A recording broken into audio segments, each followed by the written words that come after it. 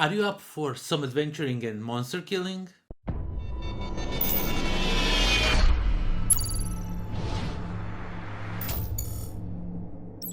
What's up everybody, welcome to the life of a board gamer. My name is Daniel and today we are going to take a closer look at a game called Margraves of Valeria. I don't know what Margraves means, I forgot to Google, so excuse me for that, but basically yeah, this is a new game in Valeria setting. You are playing as these Margraves, you are going around slaying monsters, doing all kinds of different stuff. So let's get down to the table, let me show you what's inside and then we'll talk some more about it. Okay, let's quickly go through this game and let me show you what you get. One important notification before we start. This is a Kickstarter version of the game, so there is some stuff in here that you might not get in the retail version, but I think that Daily Magic does not do any like a Kickstarter exclusives, so I think you can buy this separately.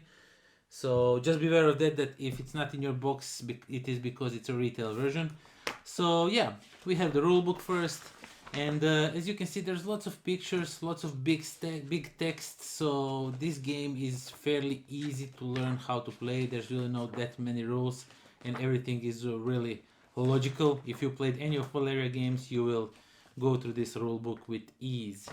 So yeah, what we have, first we have this board over here, and this is the upper board. You will be moving along these 4 tracks and you will score points. This is like your main track for scoring points, because depending how far you went on each of the tracks for each of these symbols, because you get these symbols on the cards and on the map, you will get that many points throughout the game.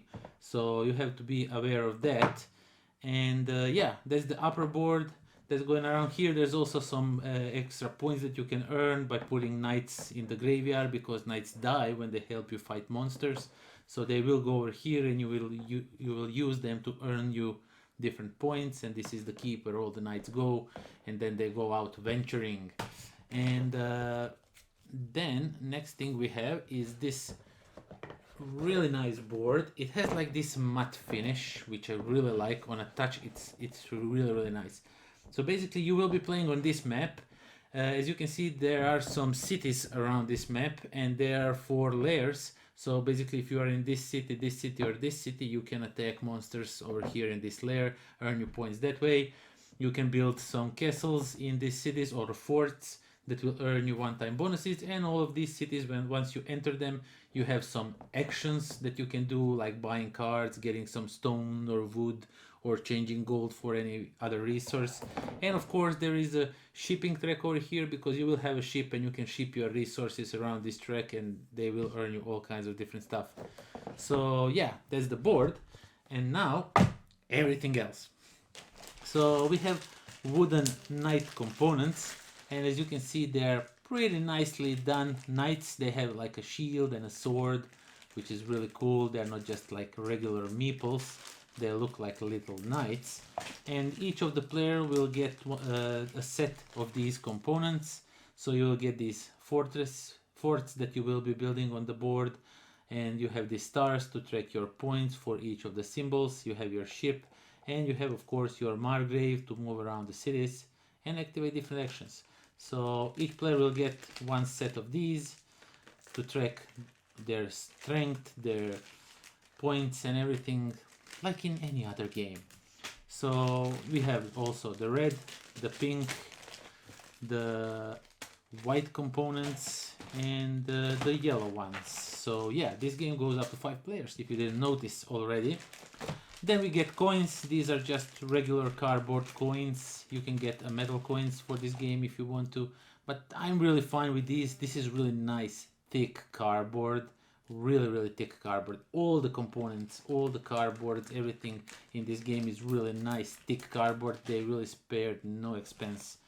And then we have just some regular resources like magic and stone. And we have a wood over here. What else we have? We have something else. Yeah, of course, we have these gems and you get this tiny little sword. This is a first player marker. Really cool. And yeah, of course, each of the players will get one of these keeps. You will have to assemble it. But as you can see, yet again, it's really nice, sturdy, thick cardboard. And this is really sturdy build. So nothing will make it fall apart, and you will keep your money in here throughout the game, so you will spend money from here because all the other resources are limited. You have this limited storage that you can put it in. And then we have these starting tiles. So at the beginning of the game you will have like a quick drafting where these tiles will go around around in a circle, and you will be picking some of these, and these will be your starting resources. So you can imagine with this many tiles, and you will not use all of them. So with these many tiles there is like an almost not infinite but a lot of different combinations that your game will, that how you will start your game. And that is something that I really like. So each game you will start differently because who knows which tiles you will get in your hands, and that's really cool thing. So we have these tiles over here. You will be collecting these throughout the games. These are just all kinds of different things that give you bonuses, resources, end game scoring, money, gems, all kinds of different stuff. Some resources or give you these knights that you can use. Whole bunch of different things that you can get throughout the game, and we'll talk about these a little bit later.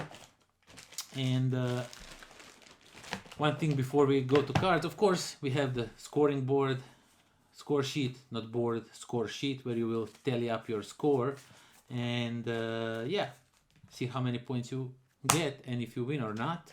And each of the players will get one of their boards. Now all the players are the same, there is no differences besides color, nothing is different. All players start with the same cards, same abilities and everything. So yeah, I wish that maybe they had like different abilities at the start, but that's fine. It's not that I am complaining that. So the main mechanic of the game, besides those Margraves running around collecting resources, are these cards. You will get a bunch of these cards. So each player will start with these 4 cards, and as you can see, cards have few different things on them. So I really like the multiple use of the cards in the game. So these cards can be used in multiple things. You can discard it to build a fort in a city, or you can use it to get these resources and components in this order. You can skip it if you don't want them, or you can use the card for ability itself, do what it says, and then it's played, it's over. And each player will get some of these cards in their color. Of course, there is this little cheat sheet that explains you all the symbols and what can you do in the round. And then we have a bunch of these monsters, and I flipped it on the wrong side. So yeah, we have a bunch of these monsters, and each of these monsters come in the separate layers. So in the mountains you will fight orcs and trolls, and in the woods of course there are dark elves and druids and whatnot. And what we have, like ruined fortresses, so we have skeletors over here and ghosts, and in the mountains, in this like hills, we have some gnolls and war gnolls, goblins, and yeah.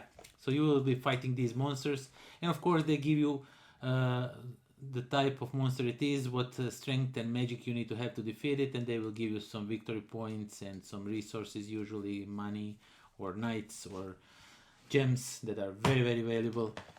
And then we have these cards. These are like citizens. Since this is sort of a deck builder game, you will be buying this citizen and you will be playing them. So there is a bunch of different citizens, all with some symbol in the upper corner over here. So, you know, when you want to score points, you want to buy maybe more of one type of these guys, so you can score like big if you want to. And there is, the cards do repeat themselves. You will see same thing from time to time, but there is really enough of difference in these decks that it's worth its money. So yeah, these are all the, of course the artwork is absolutely gorgeous. So these are all the citizens that you will be able to recruit throughout the game.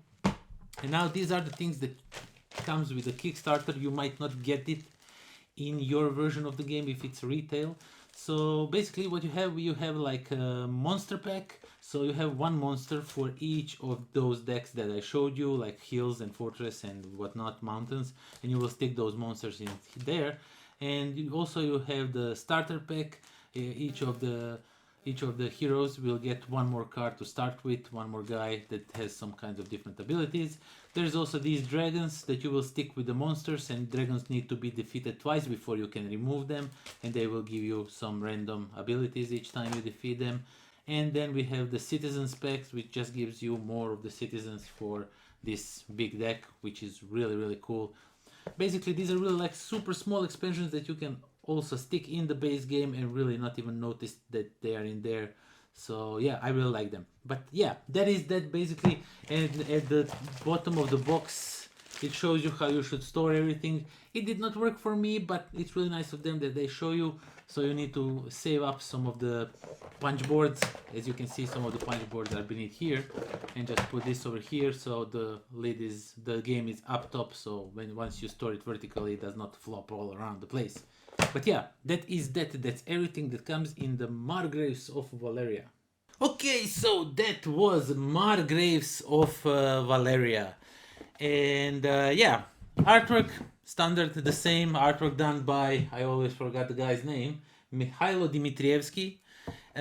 Absolutely gorgeous artwork, absolutely fantastical artwork. I really like what he's doing and how is he doing it. It just looks gorgeous.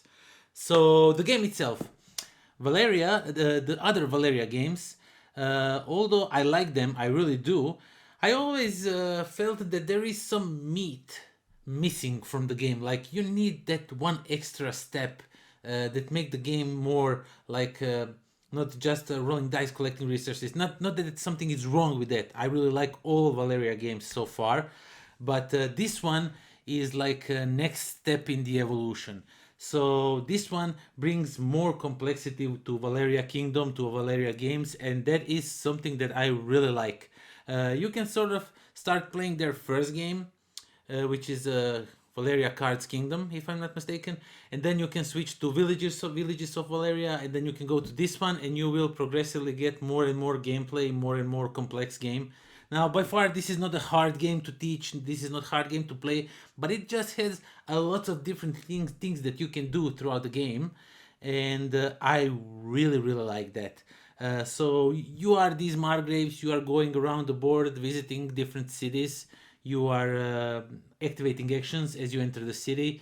There are also some knights that will help you in the battle. When you are in some of the cities, you can go battle some of the monsters, and you go and attack the monsters and collect points that way, or you can ship items and earn points that way.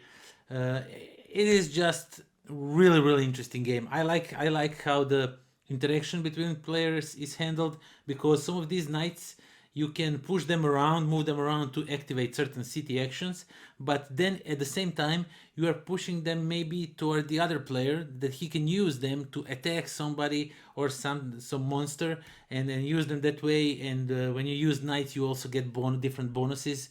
So you really need to like manage very well how you do all that, because I had an opportunity and I took it completely.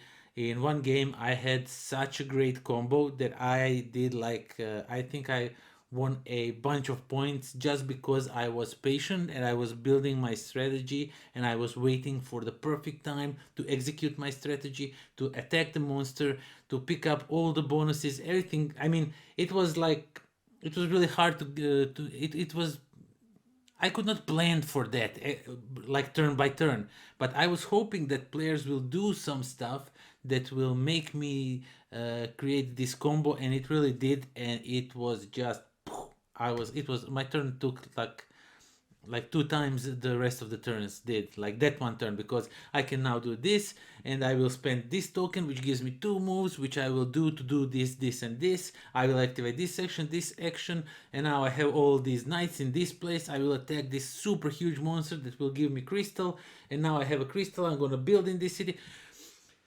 I mean, not all in the same turn, but you get my point. Stuff like that, like all different aspects of the game just came and activate one after another, and it was just beautiful. And I like that. That's what Margraves of Valeria do. You really need to like wait for the perfect time to execute, like do some small actions. Just wait, be patient, and once the opportunity shows, you just grab it and score a bunch of different points, lots of different points.